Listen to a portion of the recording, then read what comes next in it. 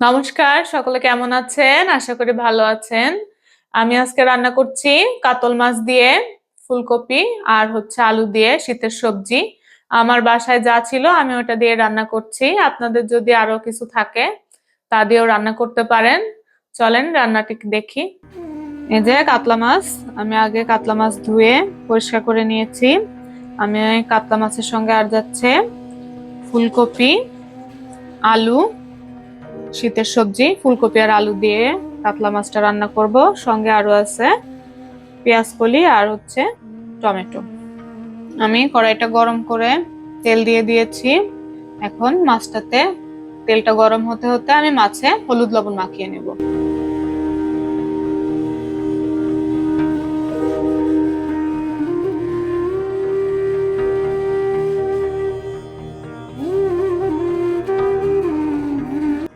আমি এখন হলুদ লবণটা ভালোভাবে মাখিয়ে নেব।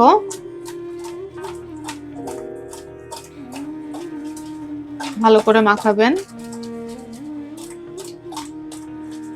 তেলটা গরম হয়ে গেছে, আমি এখন একে একে মাছগুলো সব দিয়ে দিব।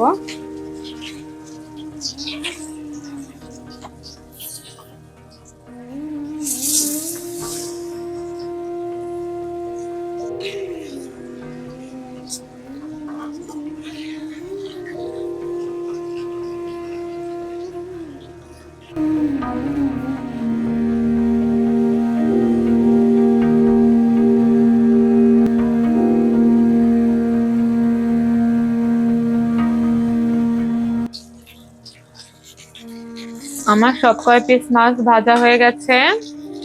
আমার বাসায় দুজন মানুষ আছে, তারা মাছ ভাজা খেতে পছন্দ করে। তাদের জন্য আমি এই দুইটা আরেকটু কড়া করে ভাজতেছি। তারা ঝোলের মাছ খাবে না তাই। আমার মাছ ভাজা হয়ে গেছে, আমি এখন প্রথমে আলুগুলো ভেজে নেব।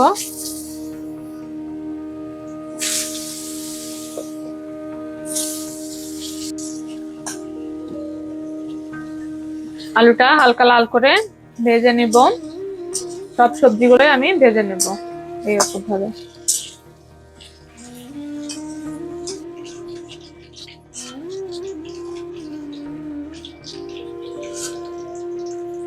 আমার আলু ভাজা হয়ে গেছে, আমি এখন ফুলকপি গুলো ভেজে নিচ্ছি। এই যে আমার ফুলকপিটাও ভাজা হয়ে গেছে, এখন একটু লাল লাল হয়ে যাবে। আমি এখন এটা নামিয়ে নিচ্ছি।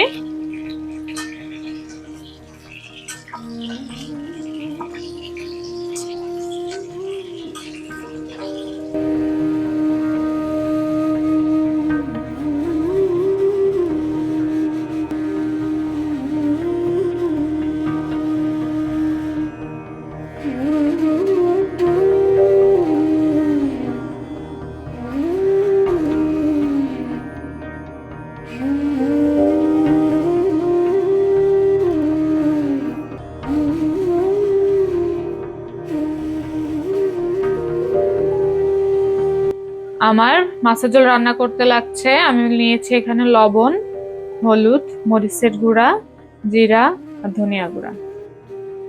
হয়ে গেছে, আমি একটু জল দিয়ে দিব। সামান্য জল দিয়ে আমি সব মশলাগুলো দিয়ে দেব। আমার আজকে এখানে কোনো বাটা মশলা যাবে না, সব গুঁড়ো মশলা দিয়ে রান্না হবে আজকে।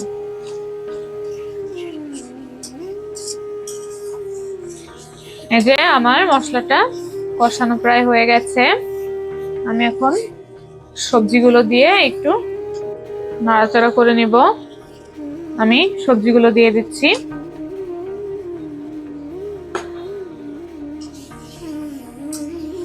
শীতের দিনে মনে হয় না কারো বাসায় এই রান্নাটা বাদে আছে, সবাই এই রান্নাটা করে থাকেন কম বেশি। শীত মানেই ফুলকপি দিয়ে মাছের তরকারি হবেই।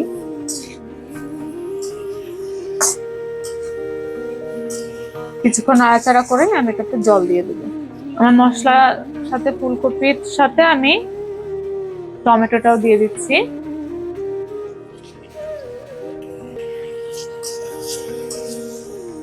আর কিছুক্ষণ একটু নাড়াচাড়া দিব, তারপরে জল দিয়ে দেবো। আমি এখানে একটা টমেটো নিয়েছি, আপনারা চাইলে একটু বেশি দিতে পারেন।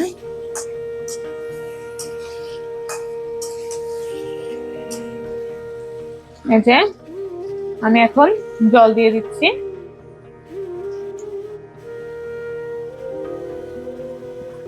যার যার পরিমাণ মতো জল দিয়ে নেবেন।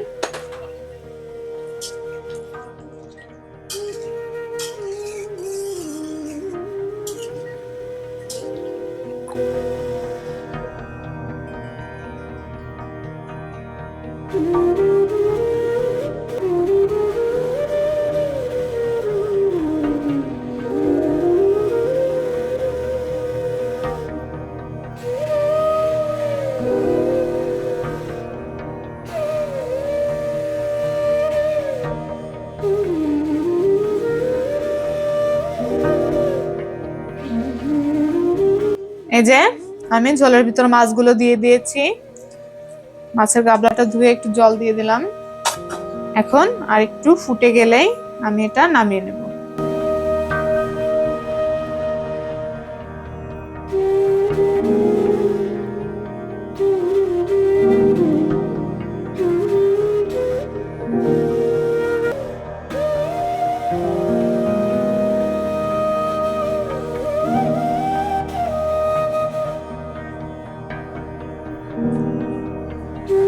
হাতা দিয়ে উঠিয়ে নিচ্ছি মাছগুলো। মাছগুলো যেহেতু অনেকক্ষণ জাল হয়েছে, নরম হয়ে গেছে, একবারে যদি নামিয়ে ফেলি তাহলে এটা ভেঙে যাবে। আর লবণটা সবাই একটু দেখবেন। আমার কাছে ধনেপাতা ছিল না, তাই আমি দিলাম না। ধনেপাতাটা দিলেও অনেক মজা হয়। আমি এখানে আস্তে আস্তে নামিয়ে নিচ্ছি। আমার ফুলকপি আর আলু দিয়ে কাতল মাছ রান্না করা শেষ। আমার দেখে মনে হচ্ছে এবং গন্ধে মনে হচ্ছে ভালোই হয়েছে। এভাবে রান্না করলে যে কোনো সবজি দিয়ে রান্না করলে ভালো হয়। আপনারাও চেষ্টা করবেন, দেখবেন কেমন হয়। আশা করি সবাই ভালো পারবেন, ভালোই হবে। তাহলে বাই।